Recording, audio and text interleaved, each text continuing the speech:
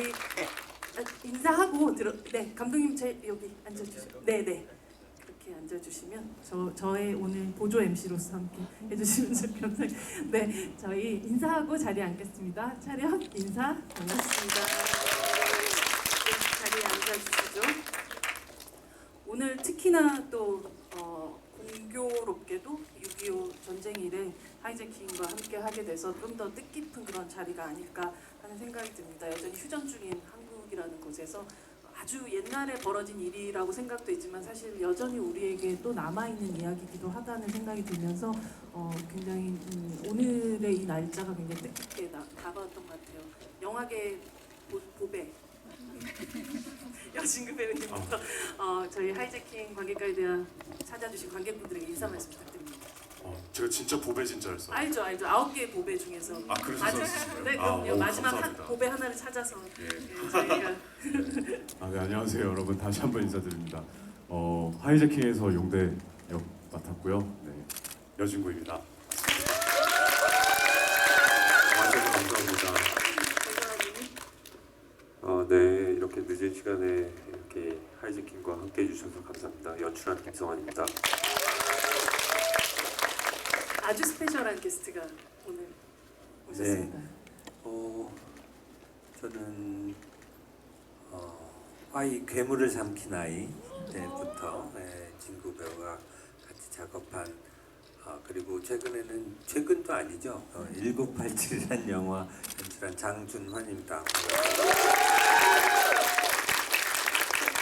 이미 여러분들이 이 세 분의 인연과 오늘 관객과의 대화를 왜 이렇게 조합이 됐는지에 대해서 이미 조금 생각을 이미 하셨겠지만 세 분의 인연은 또 아까 감독님이 말씀하셨듯이 화이에서 괴물을 만들고 이 아이를 괴물로 만들고 이분이 괴물을 죽이시게 만드시는 그런 어떤 세 분의 인연이 있고 또 동시에 1987이라는 작품에서 감독님과 또 함께 하셨죠? 네. 그리고 김성환 감독님은 1987에서 네네. 저 조감독으로서 저를 엄청나게 많이 도와준 능력 있는 준비된 감독이었어요. 그 다음에 바로 이제 또 데뷔하게 돼서 너무 반가운 마음에 이렇게 달려왔습니다. 네. 사실 너무 감사합니다. 네. 감독님께 진짜 감사의 말씀 좀 드려야 될 것 같아요. 제가 1987 때 실수도 있었고 못한 지점도 많이 있었는데 감독님께서 너무 좋아해 주시고 해서 이렇게 진구 씨도 만날 수 있었고 이 자리에서 감독님도 뵐 수 있어서 정말로 너무 감사합니다, 감독님. 네. 이렇게 대놓고 이렇게 그런 자리죠, 이런 네, 자리가. 네, 감사합니다. 네.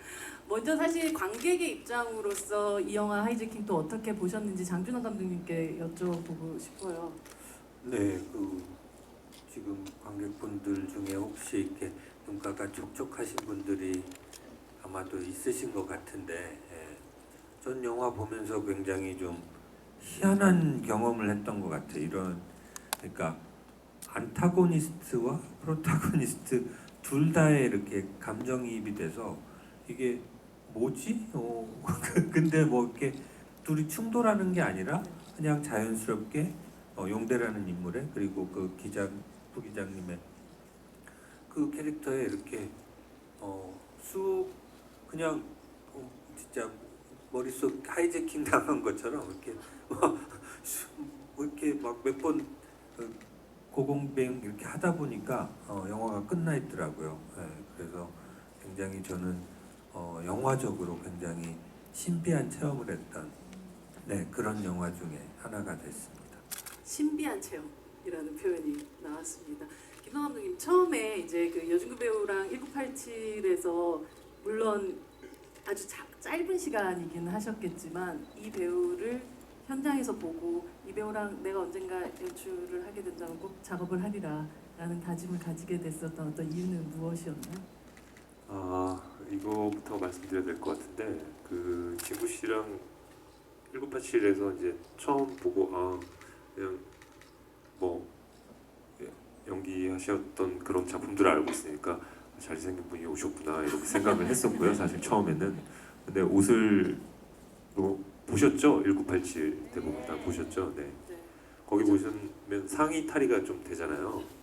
근데 제가 좀 깜짝 놀랐던 게 몸이 너무 좋아가지고 몸이 너무 좋으신데 이렇게 속으로 생각을 좀 하고 있었어요.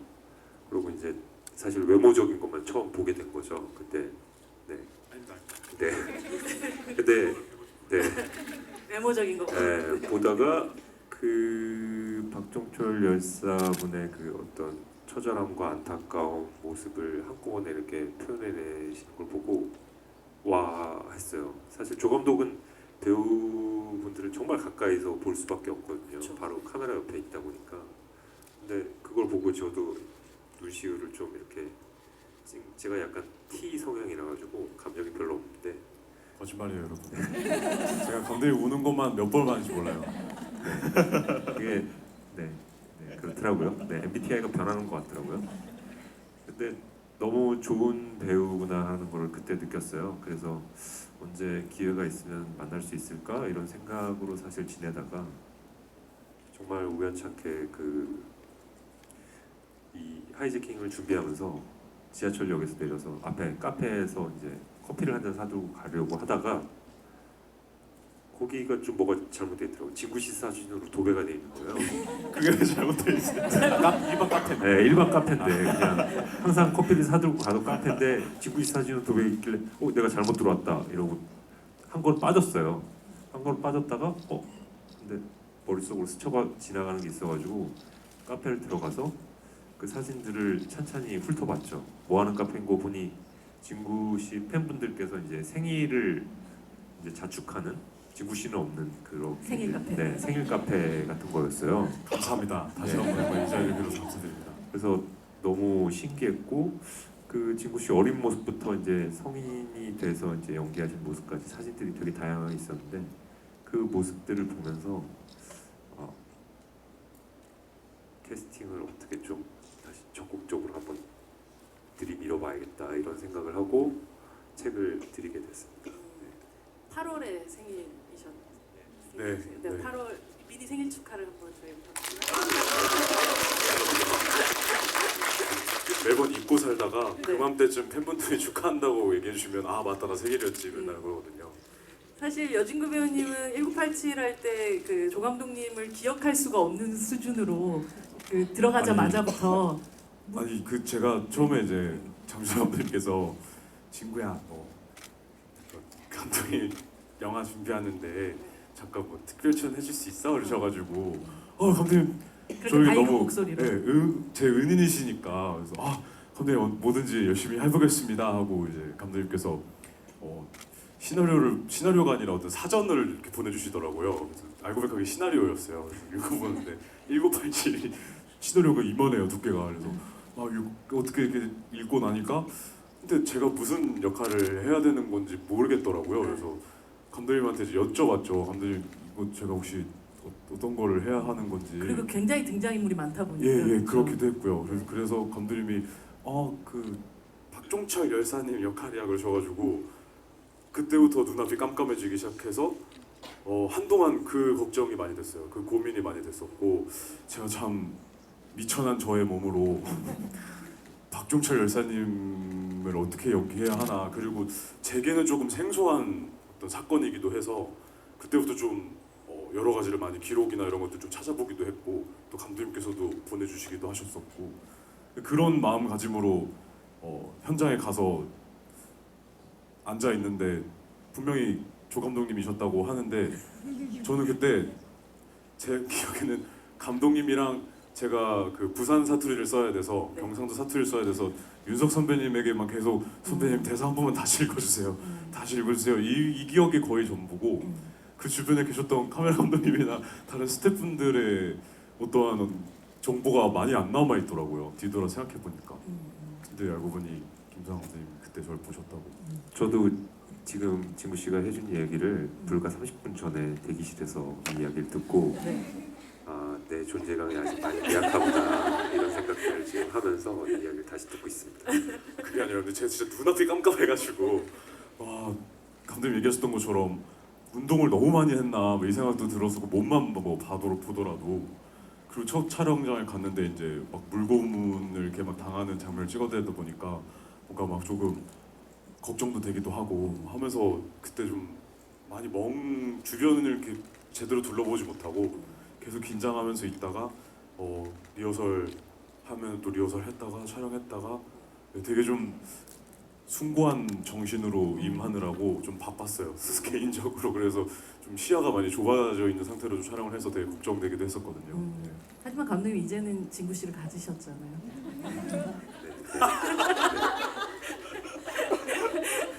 아까 김선 감독님께서 생일 카페 얘기를 하셨는데 그 진짜 지난 어린 시절부터 지금까지의 그 과정들이 쭉 붙어져 있는 사진을 보면서 이 배우의 성장들을 또 확인을 하셨을 텐데 사실 그 성장을 17세부터 보신 분이 또 여기 계신 장정 감독님이시잖아요. 네.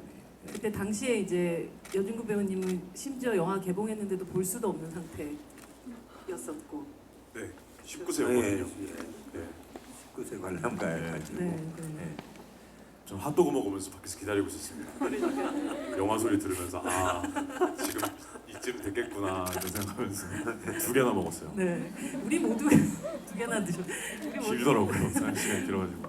우리 모두가 아마 그 비슷한 마음이긴 하겠지만 또 가장 가까이서 이 배우의 연기의 그 모습들을 지켜보고 또 그 사이 성장하는 모습들 그리고 드디어 또 하이제킹이라는 이 작품에서 이렇게 강한 연기를 해내는 이 여진구 배우를 보면서 또 어떤 마음이셨는지가 궁금합니다.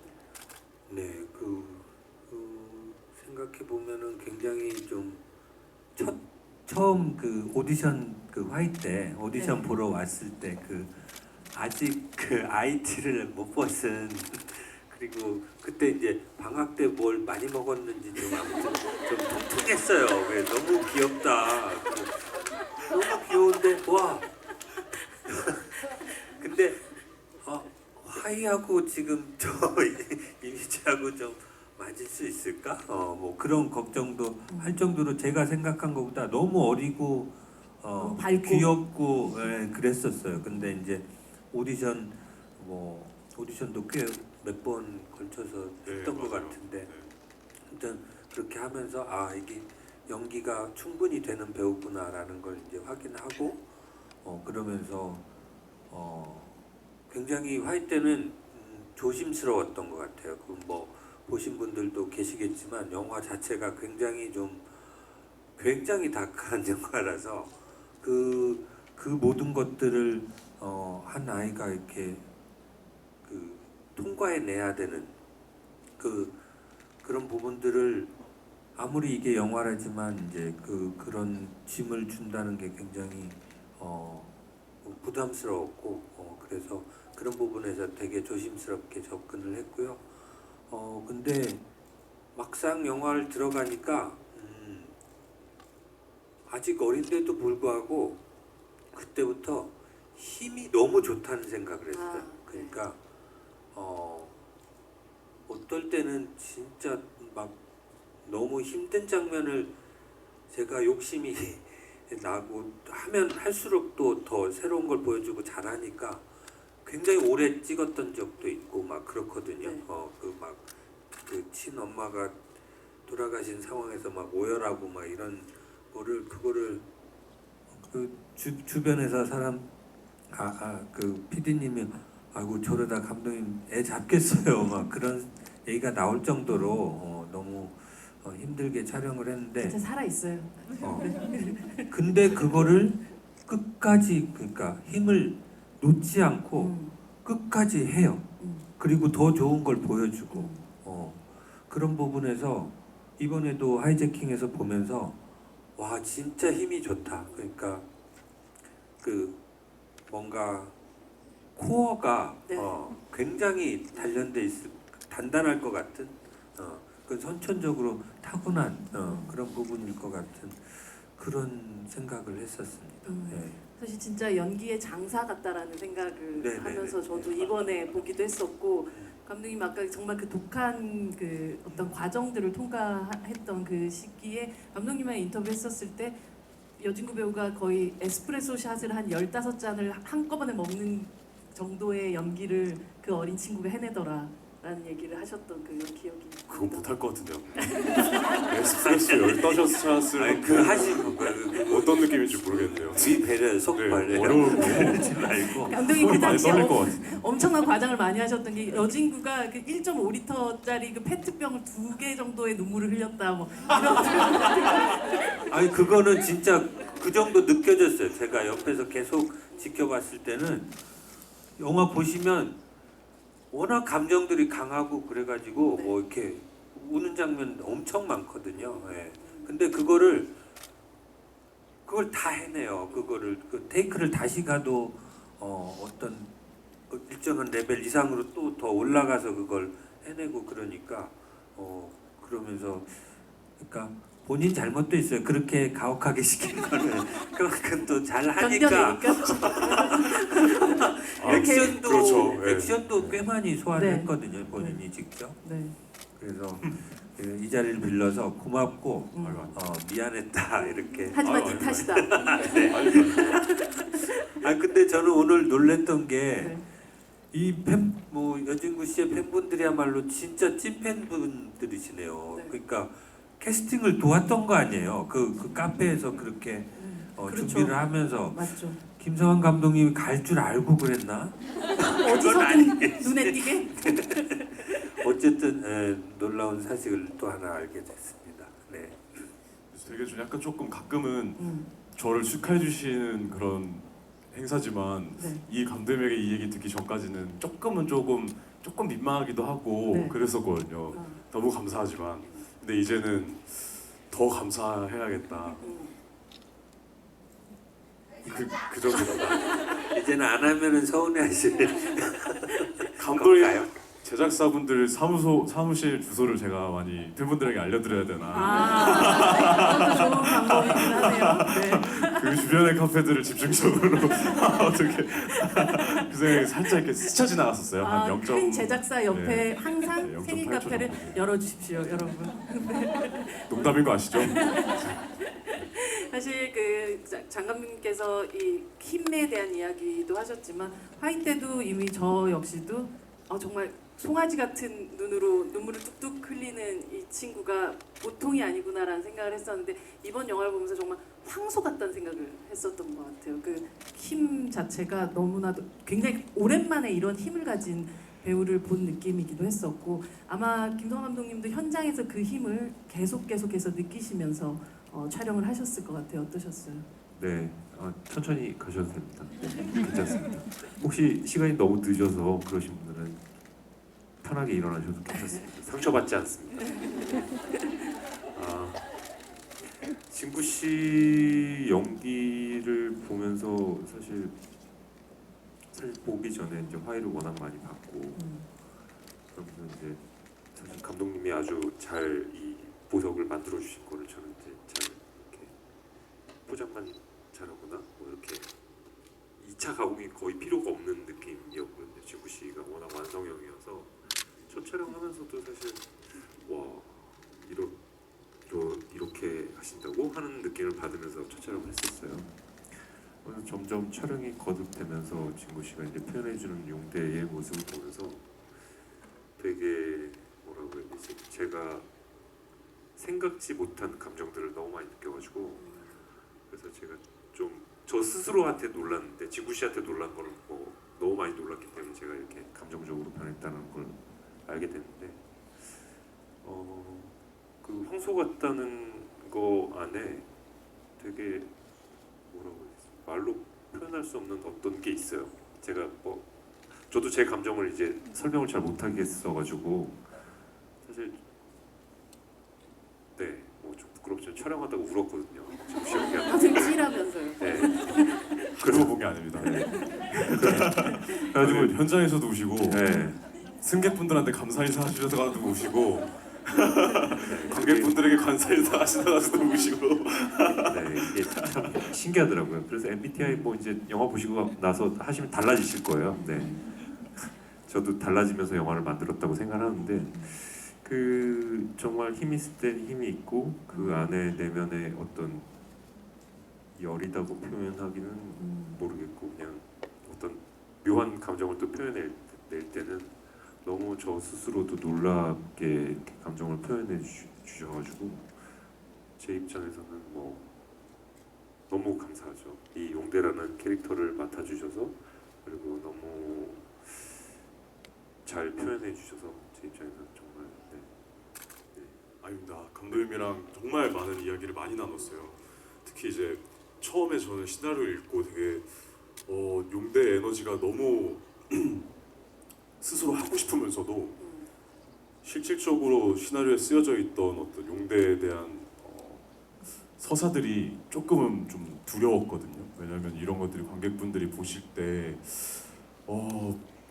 마치 이 인물에 대해서 이해나 어떤 정당화로 다가갈 수 있는 어떤 그런 위험 요소라고도 봤는데 이걸 감독님이랑 작가님 왜 이걸 이렇게 쓰셨을까? 흔히들 뭐 악역에는 서사를 부여하는 것이 되게 조심하면 안 된다라고 얘기하는 분들이 계실 정도로 그래서 그런 궁금증을 감독님에게 여쭤봤는데 감독님께서 그냥 하시더니 기사들을 보여주기 시작하시더라고요. 그때 당시에 71년도에 그 용대라는 이제 실제 그 범인에 대한 어떤 기사들을 보여주시면서 그 용대에 대한 설정들이 다 그냥 사실이에요.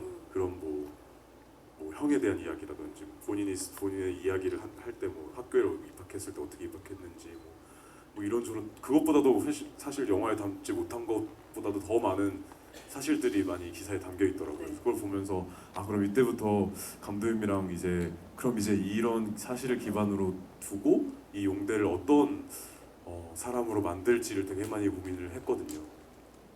네, 근데 그런 또 시간들이 있었고 저도 하이하면서 감독님과도 정말 많이 감독님이 정말 많이 배우고 많은 이야기를 했지만 이번에는 정말 많이 얘기했던 것 같아요. 네, 감독님이랑 대전에서 한 3개월 거의 한 4개월 정도 계속 촬영하면서 막 밤새 수다 떨기도 하고 용대나 뭐 어떤 이런 이야기들로 그러면서 좀 저도 더 좀 용대를 더 이렇게 구상하고 더 실제처럼 더 몰입도 하고 했던 것 같아서 좀 감독님이 좀 감사한 점이 많죠. 여기는 어찌됐건 관객분들이 이 영화에 대한 궁금증을 가지고 오는 자리시잖아요. 여기에 대한 진구 씨가 얘기해 준 거에 대한 또 비하인드가 하나 더 있는데 네. 그거에 대한 거는 장준환 감독님 다 얘기를 해주셨어요. 이야기를- 감독님과 용대 이야기를 굉장히 많이 나누셨다고. 네, 그 진구 씨에 대한 이제 캐스팅에 대한 고민도 제가 이제 여쭈었었고 진구 씨가 이렇게 하면 어떻겠냐고 여쭤봤을 때 감독님께서 이야기를 많이 나누면 참 좋을 거다라고 얘기를 엄청나게 많이 해주셨어요. 그런 거에 대한 것들을. 그래서 저는 그냥 많은 이야기를 나눠야지 하는 거였었죠. 네. 이야기를 서로 많이 나누면 될 것이다라는 어떻게 보면 대화의 팁들을 좀 주시는 셈이네요, 감독님. 제가 그랬었네. 어떤 이야기를 해주셨는지가 또 궁금해요. 용대라는 캐릭터가 사실 진구 씨가 말한 대로 이 악역이라면 악역이기 때문에 뭐 말한 대로 서사를 또 부여한다는 거에도 좀 위험한 요소들이 또 분명히 존재하고 특히나 이렇게 설득력이 강한 배우를 만났을 때 이 악역을 연기하는 배우가 갑자기 관객들을 말 그대로 설득해버리면 또 안 돼버리는 그런 지점들이 있기도 하잖아요.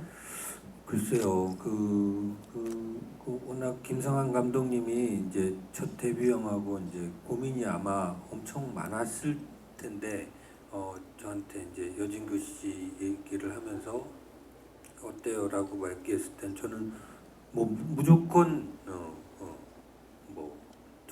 양발까지 다 들고 찬성인데 이제 가서 저랑 했을 때는 어렸을 테니까 네. 저는 반대로 충분히 얘기를 엄청나게 많이는 못했던 것 같아요. 뭐 물론 서로 일기를 써보기도 하고 화이에 그러니까 영화에 나오지 않는 다른 그 어렸을 적 서사들을 좀 한번 같이 써보기도 하고 그것 갖고 얘기도 해보고 뭐 여러 가지 저도 하긴 했지만 이제 충분히 이제 화해를 통해서 이렇게 말하긴 그렇지만 이제 충분히 자랐으니 이제 그 성장했으니 그 배우를 데리고 이제 충분히 많은 얘기 나누면서 하면은 누구보다도 더 잘할 그런 배우다 그렇게 추천했던 것 같습니다. 사실 이 악역이라는 건 결국 관객의 이해를 구하지 않으면서도 배우 본인은 어쨌든 이 인물을 끝까지 이해해 보려는 노력을 해야 하는 이중고를 좀 갖게 되는 그런 역할인 것 같아요. 사실 현장에서는 역할적으로 봤을 때는 그 거의 1대 50에 가까운 그런 에너지를 서로 가져야 되는 그런 작업이다 보니까 외롭다기보다 좀 고독한 순간들이 되게 많았지 않았을까라는 생각이 들거든요. 아마 뭐 동료로서야 외롭게 만들진 않았을 것 같고 네. 이 역할을 연기하는 배우로서는 고독한 부분이 분명히 있었을 것 같아요. 한 번밖에 안 들었어요. 총 맞고 마지막 순간에. 네. 그 실제로 그런 어떤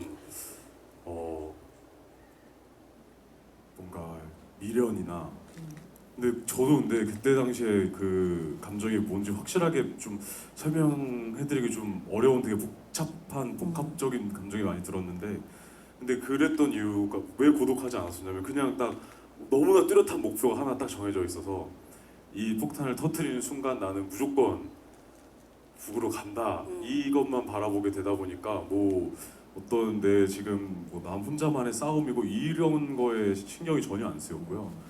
그리고 감독님과도 아까 뭐 얘기해 주셨지만 되게 그 잡기 어려운 선에 대해서 상당히 고민을 많이 했었고 감독님도 그렇고 저도 그렇고 어쨌든 만들어야 하는 입장에서는 이 인물이 이해가 좀 위험하지만 되는 지점이 분명히 있었어요. 그래서 근데 다행히 또 감독님과 저 둘 다 이제 우리 이러면 안 돼.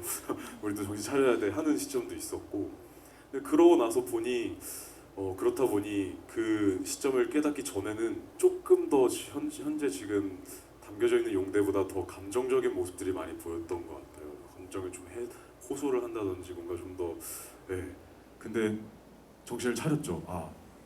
용대가 물론 뭐 그런 식으로 연기를 하고 뭔가 좀 더 자기의 서사를 더 강조한다든지 뭐 이렇게 연기를 하면 훨씬 더 악한 인물처럼 보였을 것 같다는 생각은 들어요. 좀 더 좀 악마의 속삭임을 계속해서 전하는 뭐 이런 느낌이 들을 수는 있겠지만 근데 그게 실제로 관객분들에게 들었을 때 그리고 이 사실이 좀 위험하더라고요. 실제로 그래 저런 삶과 저런 핍박을 받은 사람이면 저럴 수 있겠다라는 생각이 들겠는 거예요. 그래서 이게 정당 아닌가 하는 순간이 딱 들면서 안 되겠다. 용대는 그냥 단순히 그냥 이 폭탄을 가지고 이걸 비행기 안에서 내가 터트리는 순간 난 이제 더 이상 평범한 사람이 될 수 없고 이곳에서는 살 수 없고 어떤 그 선을 넘어가는 사람을 표현해보자라는 생각이 좀 들었고요. 거기에서 이제 본인의 과거를 그냥 정말 어떤 뭐 나 불쌍하지, 나 이해되지의 모습이 아닌 그냥 정말 나 이랬어 뭔가 좀 당당하고 다만 그렇기 때문에 난 그냥 지금 나는 제일 중요한 건 북으로 가는 거야. 너희들 이해 필요 없고 그냥 난 무조건 북에 가서 살면 돼가 좀 가장 큰 목표가 되다 보니까 그러다 보니까 이 폭탄을 터뜨리고 나서 이후에 그 씬들이 어찌 보면은 이제 싸움의 시작이었는데 전혀 이제 그런 감정은 들어본 적은 없었던 것 같아요. 그냥 저에게는 그냥 딱 하나의 목표밖에 없었어요. 사실 그 힘이 굉장히 셀 수 있었던 것도 어쩌면 방향성이 흐트러지지가 않고 이제 한 방향을 향해서 쭉 나아갔기 때문에 가능했던 것 같다는 생각이 들기도 하고 그래서인지 이 영화 속에서 용대가 보여주는 액션의 뭐 타격감이라든지 뭐 이런 것들도 굉장했었거든요. 사실 예전에 화이 때도 또 옥상 그 지붕 위에 막 날아다니고 뛰어다니고 할 때 그때 여진구 배우님 어머니께서 괜찮다고 죽기 하겠어요? 라고 얘기하셨던 감독님과 그런 대화를 나누셨던 어머님의 담대함에 저희들이 깜짝 놀랐던 것 같은데 지금 생각해봐도 진짜 너무 미안하고 물론 이제 안전장치나 뭐 그 밑에서 다들 안 보이는 곳에서 모든 무술 감독님들이 다 저만 보고 계세요. 제가 혹시 어떻게 될까 모든 촬영장이 그 제작부에서 감독 이건 아닌 것 같아요 라고까지 얘기했는데도 본인이 그래도 해보겠다라고 또 예 그랬던 적도 있고 그래서 말린 적도 있어요. 심지어 이건 아닌 것 같다.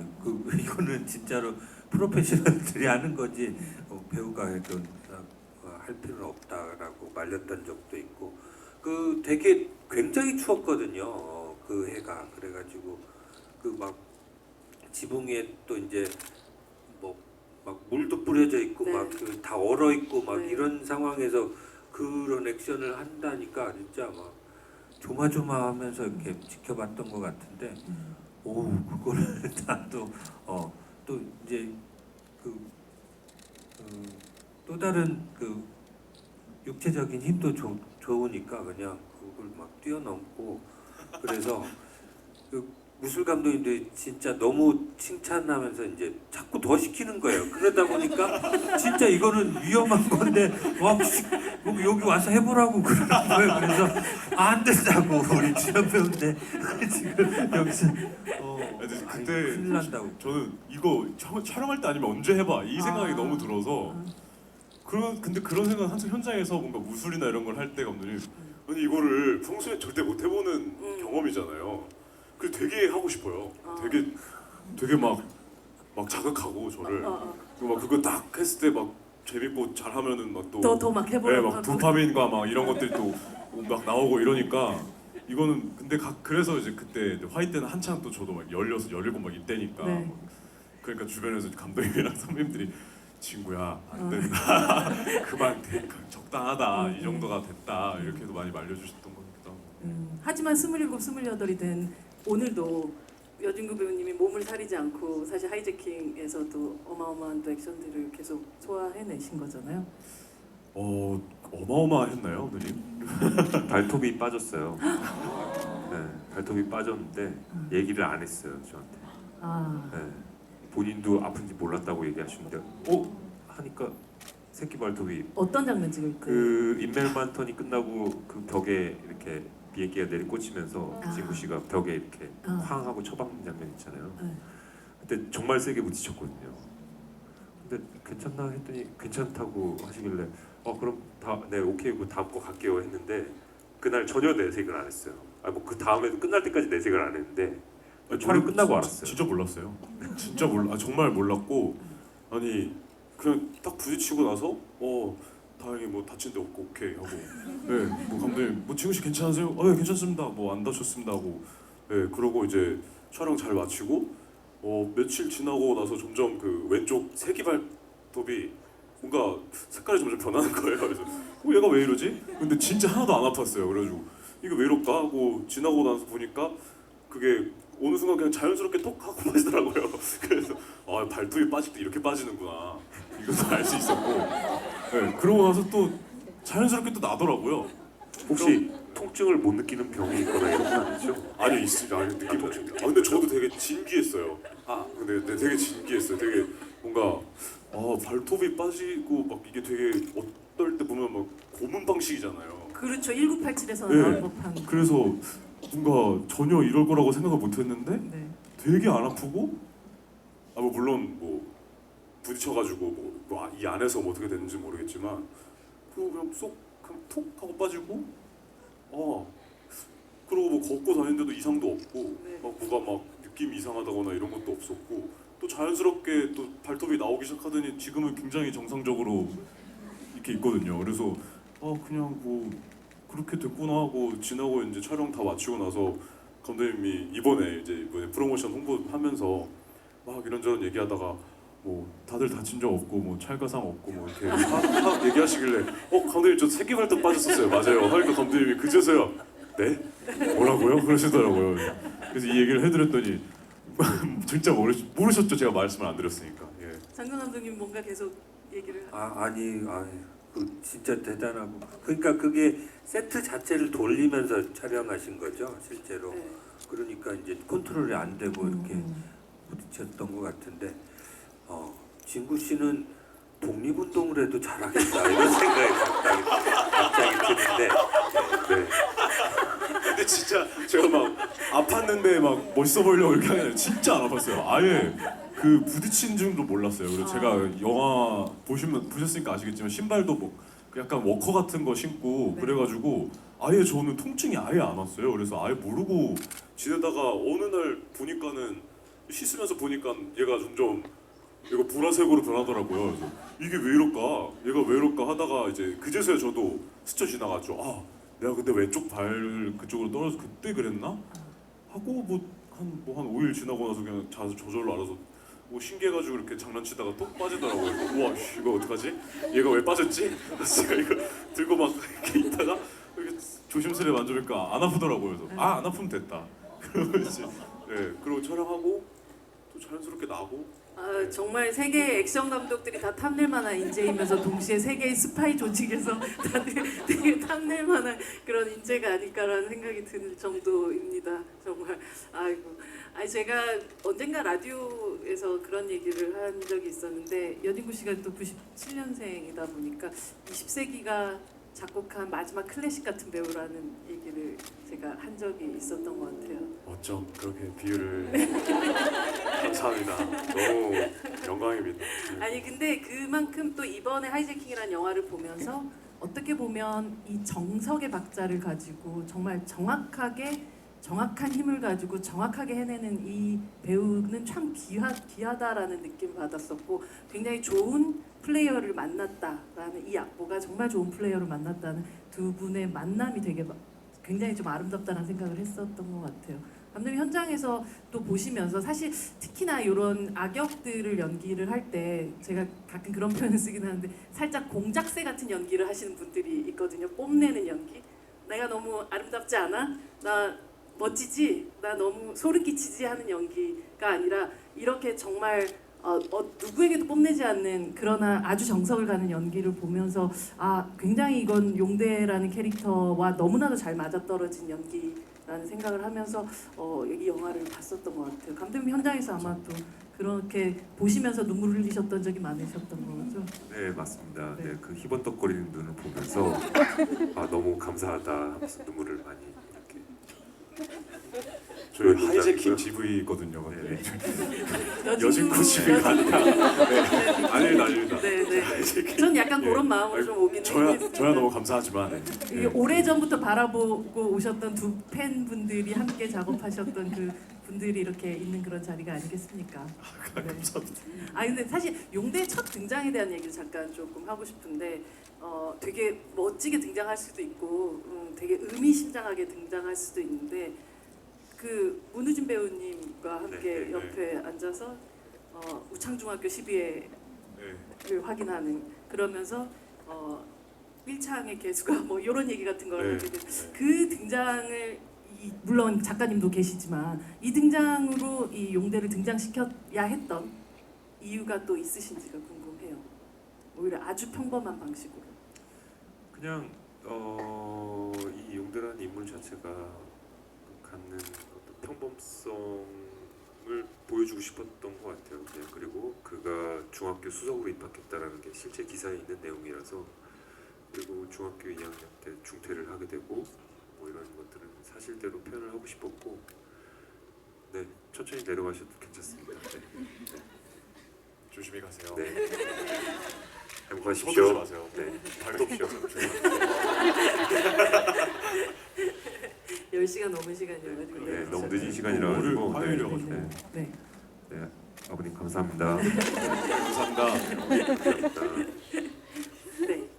그래서 그런 모습들을 좀 담아내고 싶었고 그런 모습에 대해서 사실 좀 약간 어색하잖아요. 내 후배한테 이렇게 먼저 다가가지고 너 내 후배인데 너 이것도 모르니 하면서 이야기를 던지고 그런 것들이 이제 그 진구 씨 애드립으로 좀 세게 이렇게 표현된 것도 있었는데 아 애드립이 있었군요. 네네. 네. 근데 네 그거는 조금 제가 이렇게 제거를 하고 그냥 감사합니다. 네, 툭 들어가는 방법으로 하고 너무 진구 씨의 마지막이 애드립이에요. 그 혼자서 입 모양으로 중얼중얼 하는 거. 그걸 찍고 제가 물어봤어요. 무슨 말 했어요? 그랬거든요. 무슨 말 하셨어요? 이거 있었어요.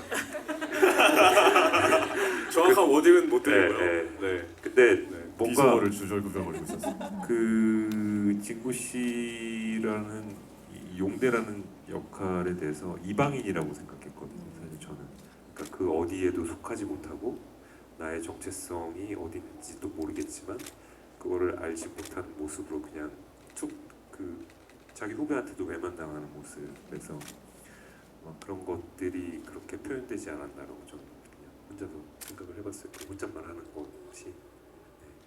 그리고 사실은 이 승객들 중에서 가장 어린 또 뭐 이 스텝 전체의 영화 만드는 사람으로 봤었을 때 가장 또 후배 배우가 함께 또 하는 그 장면에서 아 만약에 한 10여 년 전이었으면 저 자리에 진구 씨가 있었겠다라는 생각이 들기도 했고 어쩌면 15년 정도 정도 되겠죠? 네. 그 우진이가 몇 살이었죠? 그 촬영할 때 중학교 1학년이었어요. 한 13년 14년 정도 네. 될 것 같은데 굉장히 비슷한 길을 가고 있는 또 후배와 딱 그렇죠. 첫 장면에서 만나서 어쨌든 이 사람이 결국은 내가 죽는 어떤 상황들을 만들고 그들이 살고 하는 그 모든 것들이 첫 장면에 모든 게 다 응축되었다는 느낌 같은 걸 좀 받기도 했었던 것 같거든요. 현장에 사실은 이제 비슷한 길을 가고 있는 후배를 만나면 어떤 느낌이 드세요? 그냥 뭐 그냥 같이 함께 가고 있는 동료를 보는 것 같은 느낌이고요. 그리고 친해지고 싶어요. 아, 네. 왜 어렵게 생각하시나요? 그분들이? 제가 이렇게 생기고 목소리도 막 이렇고 막 이러니까 그 뭐야 아역 배우분들이 봤을 때 네. 너무 어떤- 선배님으로 생각하세요? 어떤 친구들은 제가 20대인지 모르는 친구들이 있고 막 그래요. 그래서 저 근데 10대인 줄 알았나 10대인 보다. 줄 알았나요? 네. 너무 남쓰지 10대인 줄 알았나 봐요. 감사합니다. 그랬나 보다. 10시 이후에는 주접을 좀 떨어주죠. 제가 더 우리가. 마음의 벽이 좀. 높았나 보네요. 좀 더 허물 필요가 있네요, 제가. 근데 그렇다 보니까 뭔가 좀 장난이고요. 우선 제 생각이 나기도 하고요.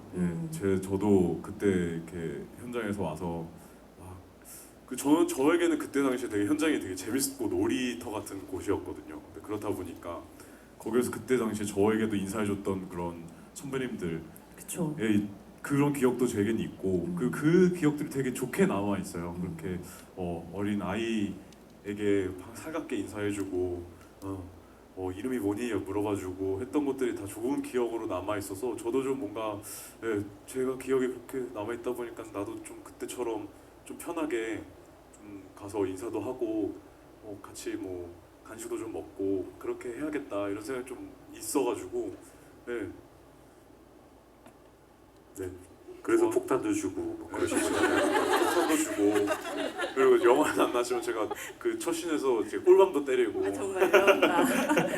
막 그게 좀 그러고. 과격했던 네, 표현이었군요. 그걸 좀 제거를 잘 해주셨어요 감독님께서. 되게 좋은 아이디어라고 생각했는데 제가 생각해도 좀 심했나 했었거든요. 그러고 나서 우진이 우진 씨, 우진 군, 네. 과 함께 또 뜨겁게 또 서로 눈을 바라보면서 또 같이 감정도 나누고 하면서 되게 기분 좋더라고요. 재밌고. 사실 불과 뭐 하이 찍을 때만 해도 조진웅 씨가 아 맞아 진구 아직 학생이었지라고 생각하는 게 이쪽에서 막 학습지를 열심히 풀고 있었다고 하더라고요.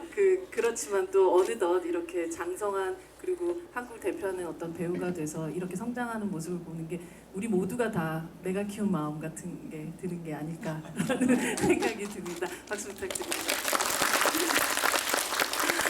여러 분 질문 받도록 하겠습니다.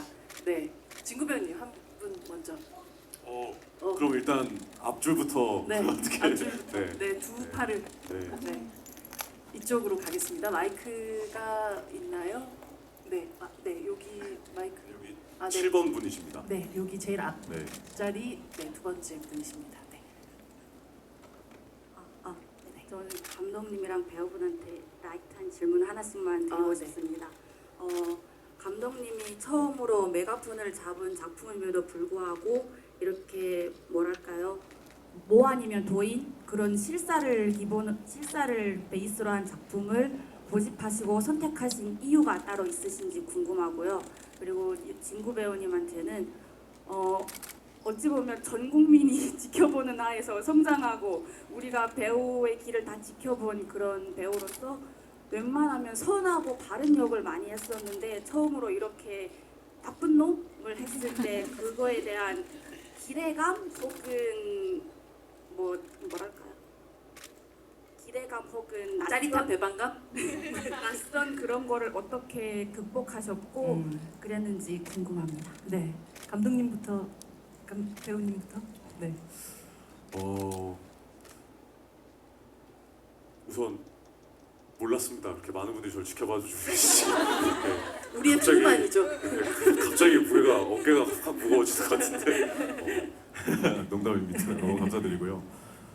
글쎄요. 뭐 일단 아무래도 제가 배우가 앞으로 연기를 내가 앞으로 할 수 있는 만큼 최대한 하고 싶다라고 생각했던 부분이 바로 좀 이 지점인 것 같은데 다른 삶을 살아보는 게 저한테 굉장히 큰 재미와 흥미가 있더라고요.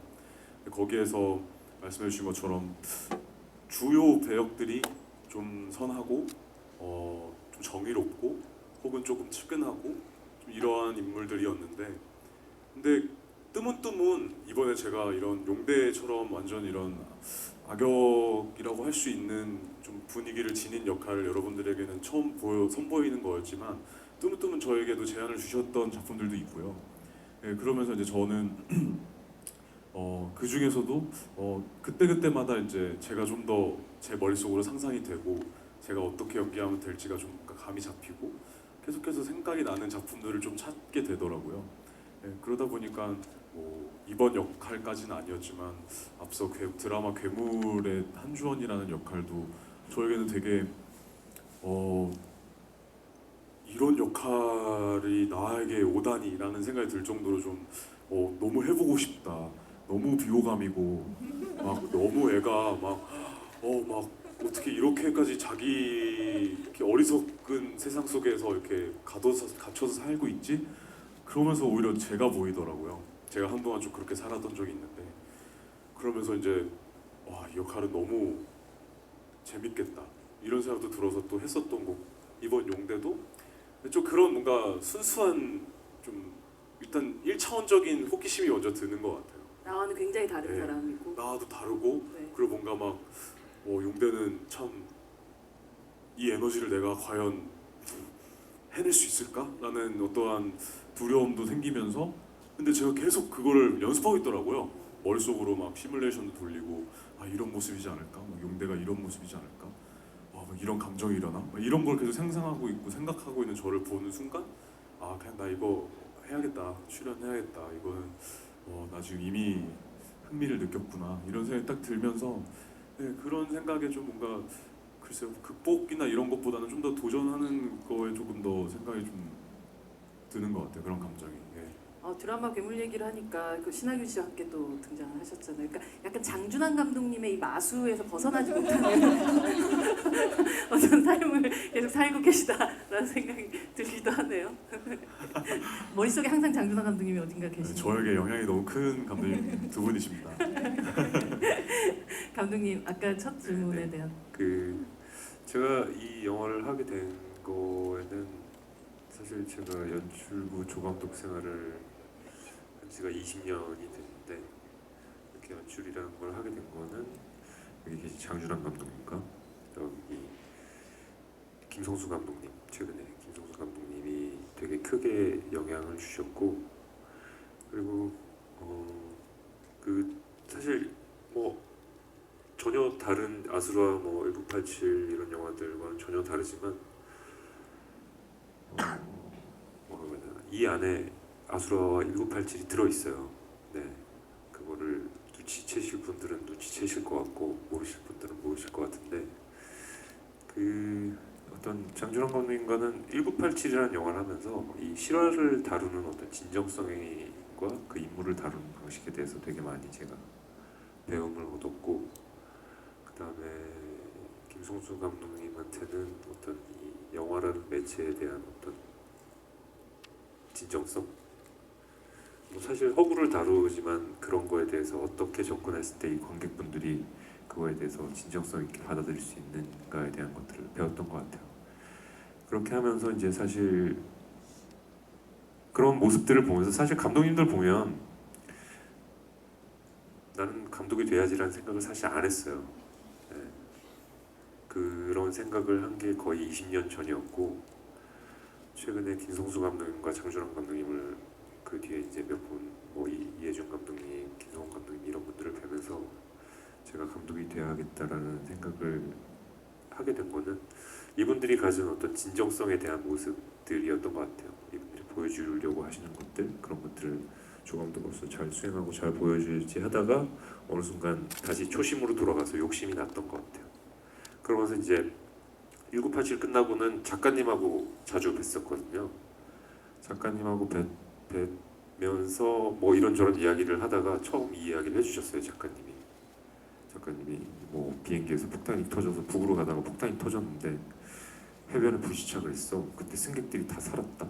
이런 얘기를 해주신 거예요. 그래서 아니 작가님 이거 영화보다 더 영화 같은데 왜 글로 안 쓰셨어요? 이렇게 여쭤봤더니 아니 뭐 이거 이야기가 또 짧고 뭐 이런데 좀 애매하지. 이거 영화로 만들면 사람들이 다 이거 뭐 너무 가짜 같은데 이거를 영화로 만들었냐 이런 얘기 할 거다. 근데 이게 실화임이 밝혀지면 아마 사람들이 재밌어하지 않겠냐라고 말씀드렸고, 그랬더니 작가님이 되게 고민을 좀 하시다가 감독은 누가 하지 그러길래 작가님 여기 좋다는 사람이 여기 있습니다. 절 시켜주십시오. 이렇게 바로 부탁을 드렸어요. 그러면서 이 작품이 시작됐고 작가님이 앞에 YS 11기 사건을 꼭 넣어야지 이 이야기가 완성이 될 것 같다 라고 얘기를 해주셔서 저도 너무 좋았고 그런 부분에서 이제 이 영화가 시작되게 됐습니다. 네, 다음 질문으로 빠르게 넘어가도록 하겠습니다. 장윤아 감독님 한 분 질문하실 분을 앞에서 했으니까 좀 뒤에서 뒤로 갈까요? 할까요? 네. 저 뒤에 저 뒤에, 네, 저기, 네, 이쪽 두 번째 제일 끝에 줄입니다. 네, 가겠습니다. 네. 안녕하세요. 저 일본에서 이 영화 이 자리 좀 잡으려고 왔는데요. 일본에서 오셨다고요? 와, 감사합니다. 긴장돼가지고 죄송해요. 이 영화 보면서 여진은 그 배우님의 미세한 표정이든지 약간 눈 속에 보이는 열이 좀 보이는 것 같아가지고 되게 그 연출을 감독님들이 하시면서 여진 그 배우님이 약간 이 눈이나 표정이 제일 깊숙게 되게 약간 감성적이었다 이런 게 있으면 알려주시면 좋겠고, 네. 또 여진그 배우님한테는 제가 아까 발톱 이야기 하셨던데 저도 빠진 적이 있어가지고 저는 놀이공원에서 놀다가 빠지고 그 발톱을 아직 좀 약간 보물처럼 갖고 있는데 혹시 그 발톱이 어떻게 된 건지 좀 감사합니다. 네, 감사합니다. 발톱 혹시 간직하고 계세요? 보석함에? 안타깝게도 저는 그 발톱을 폐기 처분했습니다. 네, 그렇다고 합니다. 네. 종량제에 잘 넣어서 퀴즈로 한번 감싸서. 발톱은 또 나니까요. 네, 감사합니다. 감독님들, 여진구 배우의 눈을 보면서 네. 그 사실 진구 씨가 연기한 용대를 보면서 제가 사실 크게 큰 의미를 못 받았던 대사가 하나 있어요. 할머니 딸은 좀 늦게 만나야 되겠네라는 대사였는데 그거를 촬영하면서 사실 울었어요 제가. 그러니까 이 용대라는 인물이 그 말을 했다라는 거의 의미를 알겠더라고요. 그래서 되게 테이크도 여러 번 가면서 감독님처럼 뭐 그 PT병 1.5리터 2개를 채울 정도의 눈물을 이렇게 요구하진 않았는데 제일 아마 제가 모든 거를 통틀어서 제일 많이 테이크를 가봤을 거예요. 테이크를 찍고 그 중에서 이제 선별해서 이제 영화에 담았는데 그때 눈이 저는 제일 기억에 남고, 그리고 또 하나는 스객들을 돌아볼 때 그 눈이 제일 기억에 남습니다. 그 희번덕거리는 눈 말고요. 장주환 감독님은 기억하시는 여진구 배우의 눈? 뭐 화이트 워낙 많이 그 좋은 눈빛들을 다 말씀하신 대로 진짜 정확한 감정을 가지고 정확하게 그때 표현을 해내거든요. 그 눈빛으로. 근데 그 중에서도 이제 그 마지막에 그 석태 아버지를 쏘고 나서 그냥 그 여러 가지 감정이 담긴 그러면서 눈물을 흘리고 있는데 그게 이제 그 거의 영화의 마지막이라고도 볼 수 있는 그런 감정들인데 그때 느낌을 그러니까 뭐 연출로서 제가 막 뭘 이런 감정이고 뭐 이런 거다라고 굳이 설명 안 했음에도 불구하고 그 너무나 그 눈빛에 많은 것을 담아줘서 정말 놀랍기도 하고 고마웠던 기억이 있고요. 그리고 이제 첫 번째 아버지 이제 죽일 때 그때 이제 왜라고 계속 물어보면서 이렇게 그때는 이제 엄청난 에너지가 또 느껴지고 그랬던 부분이어서 그때 그거는 이제 뭐 그냥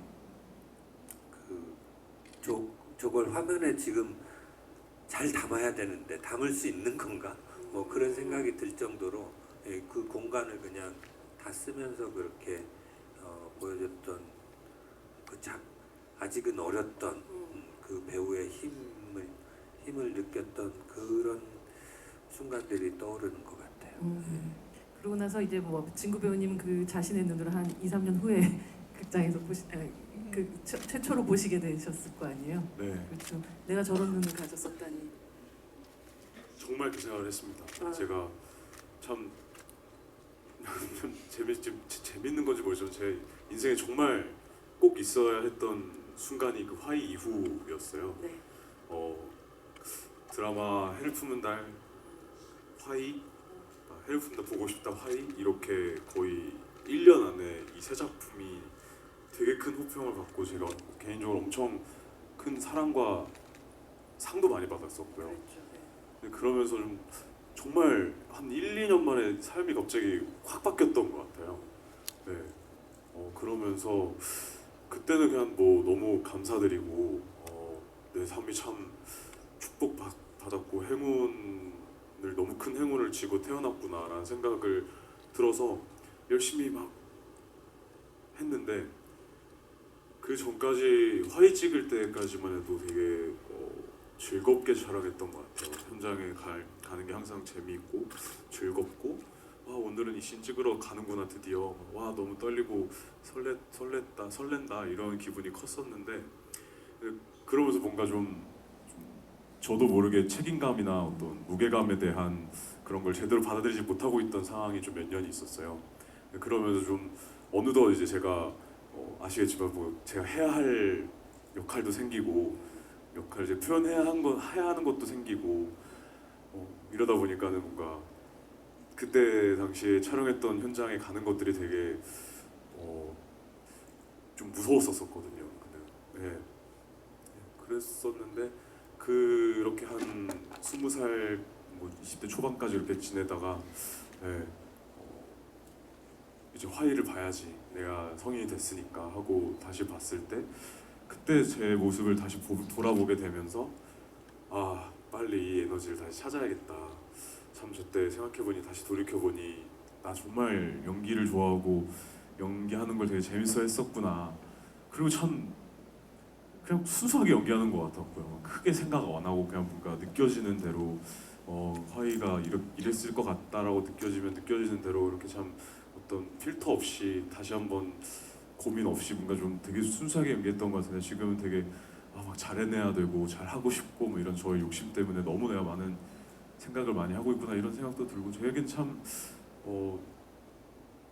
여러모로 영향이 컸던 작품이었고 역할이었던 것 같아요. 사실 그리고 그 눈을 사실 조금 더 깊게 더 강하게 만날 수 있었던 작품이 하이제킹이어서 저는 사실 뭐 2017년 그리고 또 2024년이 또 여진구 배우님에게는 하나의 또 새로운 도약대들이 되었다라는 생각을 하면서 이 영화 봤었던 것 같습니다. 사실 이 질문의 하나의 답들이 너무 길다 보니 저희가 원래 20분까지 해야 되는데 한 5분 정도가 이미 오버가 된 상태이긴 하거든요. 여러분들 정말 마지막으로 딱 질문 하나만 받아도 되나요? 괜찮나요? 네. 그 감독님이 그러면 마지막 질문자를 선택해 주십시오. 제일 멀리서 오신 분 혹시? 일본에서 오셨는데 아 일본은 네 질문하셨으니까. 네. 지역적으로 제일 멀리서 오신 분이시는? 네? 네? 차이나요? 차이나? 중국이요? 네 오. 그러면 네. 네, 차이나 한중일, 차이나 네, 가겠습니다. 뭐 이런 느낌으로 네, 가겠습니다. 멀죠. 네, 멉니다. 네.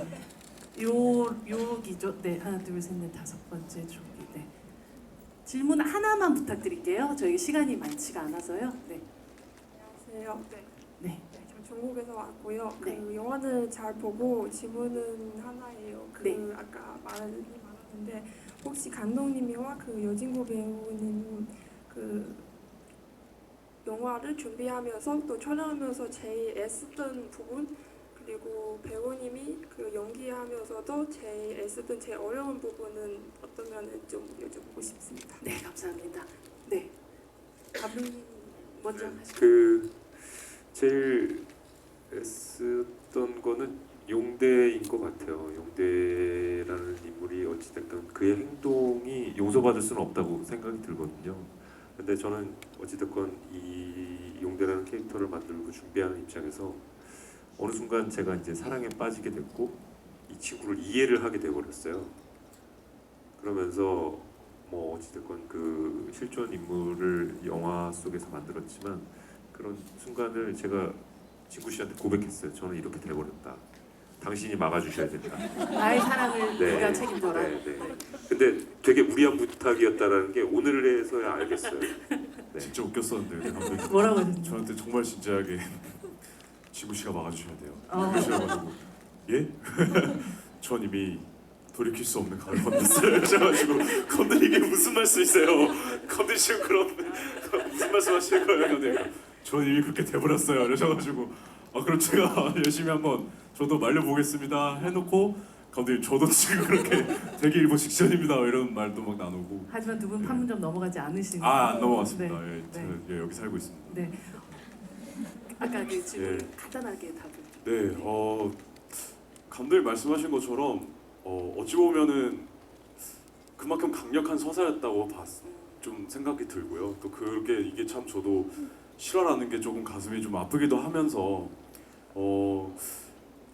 그러면서 감독님이랑 계속 여러 가지 좀 얘기들을 나눴어요. 정말 많은 밤을 뭐 이렇게도 해볼까 저렇게도 해볼까부터 시작해서 이게 참 좀 어렵다. 생각보다 어렵다. 확실히 이거를 관객분들에게 오해 소지 없이 우리가 용대를 용서해달라고 만드는 영화는 절대 아니니까요. 그래서 어떻게 하면 이 사람이 그런 모습으로 관객분들에게 다가갈 수 있을까라는 생각을 했을 때 그러면 이 사람을 그냥 그런 사람으로 만들자.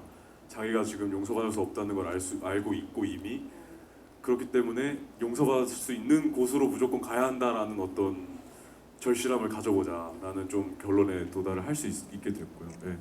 네, 그래서 참 이번에 지금 개봉을 하고 또 며칠 지났지만 아직까지도 어쨌든 어떻게 많은 관객분들이 또 용대를 봐주시고 또 생각해 주실지 좀 많이 아직까지도 많이 떨립니다. 네.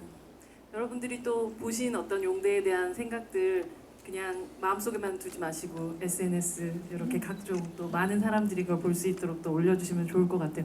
정말 아까 사실 들어오기 전에 여진구 배우가 너무 말이 길어지면 어떡하죠? 우리 진짜 밤새 할 수 있을 것 같은데 약간 이런 분위기였는데 지금 진짜 그렇게 상황이 됐네요. 제가 계속해서 여기에서 막 얼굴이 좀 뜨거워지는 그런 느낌이긴 한데요. 장강 감독님부터 오늘 또 늦은 시간까지 이 자리 지켜주신 관객분들한테 마지막 인사 부탁드립니다. 네, 정말 여러분들이 눈으로 확인하셨겠지만 정말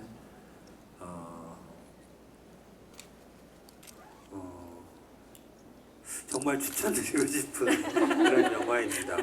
특히나 이제 우리 여진구 배우의 그 오랜만에 스크린에서 이렇게 그 강렬한 눈빛과 힘과 이런 것들 다시 한번 느낄 수 있는 계기여서 정말 저 개인적으로 너무 반가웠고 너무 뿌듯하고 저 왠지 모르겠지만 저도 자랑스러운 그런 영화가 된 것 같아요. 그래서 많은 관객분들 많이 사랑해 주시고 소문 많이 내주시고 하시면 좋을 것 같습니다. 네, 감독님께 한 말씀 부탁드립니다.